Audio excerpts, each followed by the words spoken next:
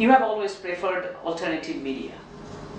In India, everything is mainstream. Even those are in alternate are mostly the garbage of the main. Trying to negotiate a space at the main. Do you think as an alternative, anything at all can exist? I prefer the term independent media to alternative. Alternative already begs the question. It assumes that something is the norm, and these other things are kind of on the side. Now, if you look at the history of media, in the freest countries in the world, England and the United States, it's not very different elsewhere, but here it's been well studied. It's quite interesting, and India is going through the same process. There was a period in the 19th century when both in England and the United States there was a remarkably free press. In fact, those are the periods of the freest press in both England and the United States. There was a very large number of newspapers. They were independent. They weren't independent. They represented different groups. Different groups would publish their own newspapers. So there would be labor workers' newspapers, ethnic newspapers, political newspapers, but a very large variety. They reached a large part of the public. There was intense interest in them. People participated. They wrote for them. They read them carefully, and so on.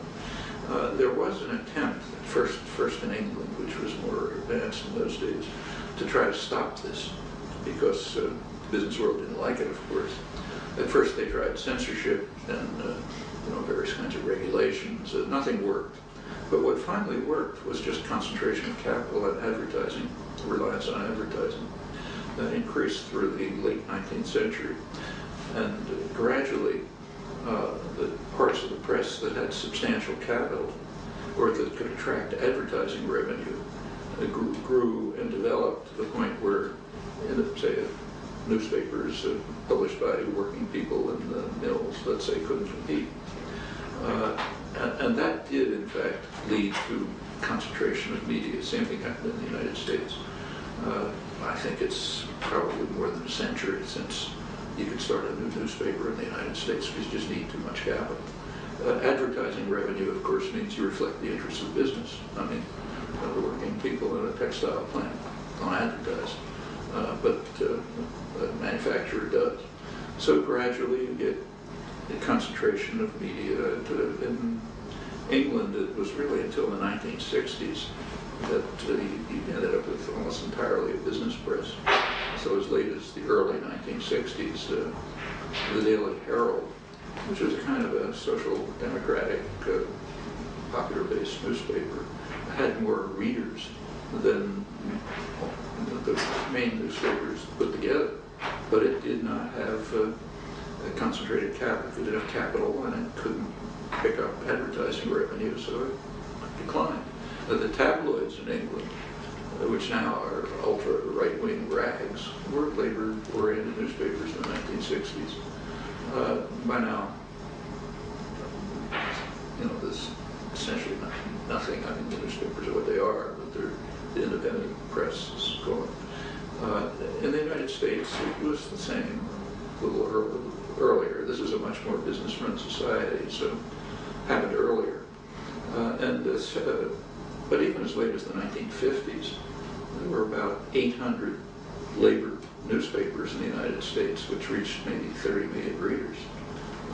From 1950 to now, it's disappeared, so now we only talk about alternative media. Radio and television are quite interesting and reflect the way a business-run society works. The United States is much more free than most countries, but also more business-run. When radio came around the 1920s, in most countries it just became a national asset. And of course the airwaves are publicly owned. In the United States there was a struggle between groups that wanted to privatize it and groups that wanted to keep it public like everywhere else. On the public side were labor unions, churches, educational institutions, private groups, others. On the business side was, of course, business.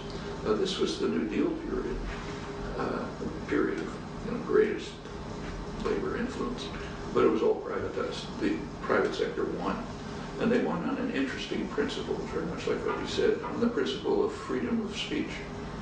So in other words, if you have radio concentrated in the hands of the corporate sector, then you have freedom. But if you have a public system, national system in which you have wide participation, that's not freedom. It's kind of like Orwell, freedom is slavery. When it got to television, around 1950, again, in the rest of the world, it originally went public. The United States wasn't even a discussion. It was just immediately privatized. So the whole of television here is commercial, corporate television. In fact, the media in the United States are major corporations, most of them parts of bigger conglomerates. Now, even they have been reduced. So there's a regular study done by the University of California professor Ben Bagdickian called The Media Monopoly. The first edition of that came out, I think, around 1980, and we had 50 different centers of media. The latest edition, I think, was down to 8. And it's a natural process, just what happens in the business world generally. So, like high-tech industry, for example, it's not a free market system. It's an oligopoly that's based on the state sector. Sometimes it reaches almost absurdity, like commercial aircraft are one of the biggest exports. It's now in the hands of 2 corporations, a few small ones, but it's basically Airbus and Boeing. And they're constantly in litigation at the World Trade Organization about which one gets larger government subsidies. And in fact, they're both overwhelmingly state-based institutions, but that's competition. High-tech industry is pretty much the same. And the media are the same. They're interlocked. They're not identical, but they come from a narrow sector of the business world. And nevertheless, there are plenty of opportunities. And in fact, they're not used enough. I can't talk about India, but here, when cable television came in, early 70s, Congress, remember, every time the radio and television are privatized, that's a gift from the public. The public owns the spectrum, and it gives it away to CBS or Fox or somebody as a gift, present for you. Here's $1 trillion present for you from the public pocket. Well, when cable television came in, there was enough public pressure so that Congress passed legislation which allowed a particular corporation to get the rights to cable in a particular region, but it required them to establish a public facility. So in Cambridge, a few blocks from where we are, there is a public television station, which is, well, it's not CBS, but by world standards, it's pretty well equipped. And that's available to anyone, and they're not used. There's a lot of media critique here and media activism, but they're overlooking real opportunities. These exist in every community in the country, and if you wanted, you could initiate programs there with your own point of view. And it's a failure of activism and organization not to make use of opportunities that are available. Nevertheless, quite a lot is done. There are many community radio stations. There's major internet sites which millions of people access every day, which have a range of information. So there are opportunities, but the what's called mainstream is pretty uniform, pretty much like the political system. Pretty narrow framework you can't depart from. On critical issues, you can't depart from it at all. Take, say, the invasion of Iraq. It's impossible in the United States to take the same principled position that we took when the Russians invaded Afghanistan or when Saddam Hussein invaded Kuwait. Then we took a principled position. We said aggression is wrong. Even if you get away with it, it's still wrong. The Russian atrocities in Chechnya are condemned, even though the Chechnya, by comparison with Iraq, is a booming society, building boom. The rubble of Grozny is now rebuilt, people have electricity and so on. I mean, if General Petraeus could achieve in Iraq anything approaching what Putin did in Chechnya, they'd probably crown him king or something. But we cannot take that principled position with regard to our own atrocities. The invasion of Indochina, Vietnam, and the rest of Indochina, which just devastated them, was never called aggression. It was just like today. You take the Democratic candidates today, Yeah. Obama and Clinton, they can say it's a strategic Iraq, it's a strategic blunder. Obama, we're entering into a civil war that we cannot win. Clinton, but nobody said that about the Russian invasion of Afghanistan or anybody else's atrocities. But when it's our own crimes, unmentionable and unthinkable. The same with terror. We can talk about somebody else's terror, but you can't talk about, say, Reagan's terrorist wars in Central America, which practically wiped out 4 countries, and way beyond any terror we attribute to anyone else. It's just, it's not mentioned, it's not thinkable. Actually, George Orwell noticed that. Everyone has read Animal Farm. Almost nobody's read the introduction to Animal Farm. The reason is it wasn't published. But he wrote it, and in the introduction he says, when he says Animal Farm is a satire of this hideous totalitarian state, but he said in free England, it's not that different. He said in free England, unpopular ideas can be expressed without the use of force. And he goes on to discuss it and doesn't have a very elaborate theory about it, about 2 sentences. He says one reason is the press is owned by wealthy men who have every reason not to want certain ideas to be expressed. And another reason is just good education. If you've, if you sort of immersed and you've gone to the best schools and you're a part of the elite culture, it's just instilled into you that there are certain things you wouldn't do to say. And yeah, that's pretty general, it's pretty accurate. And that the concentration of media in the hands of business conglomerates is one aspect. But just subordination to the prevailing doctrinal system, which is part of the elite culture, schools, universities, and so on. It's another part which is very effective. You can't think these things. You cannot think the thought that the United States opposes democracy throughout the world, even though it's true. You cannot think the thought that the U.S. invaded Iraq, and by the standards of Nuremberg, the government should be hanged.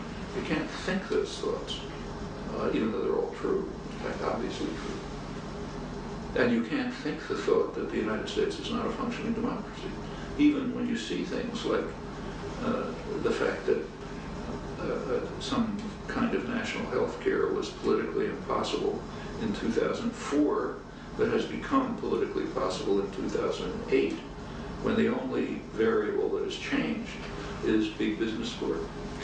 You can't think what that entails. Therefore, if you search, you'll never find a word written about it, although it's pretty dramatic. And the same holds on almost any other topic you look at. I mean, take a looming international crisis, which could be very serious, a threat of war against Iran. Well, every candidate, every newspaper has a uniform position on this. You read in the New York Times that Iran is defying the world because it's enriching uranium. The fact of the matter is that world opinion is overwhelmingly in favor of that. So the non-aligned countries, G77 so-called, this large majority of the world, they vigorously support Iran's right to enrich uranium, like any signer of the non-proliferation treaty. But they're not part of the world. The world means we, rich, powerful people. So therefore, Iran is defying the world. It's not accepting our orders. U.S. opinion has been carefully studied on attitudes towards these issues, and the results are quite interesting. Very large majority of Americans agree with the non-aligned countries. They think that Iran, like other signers of the Non-Proliferation Treaty, has a right to develop nuclear power, but not nuclear weapons.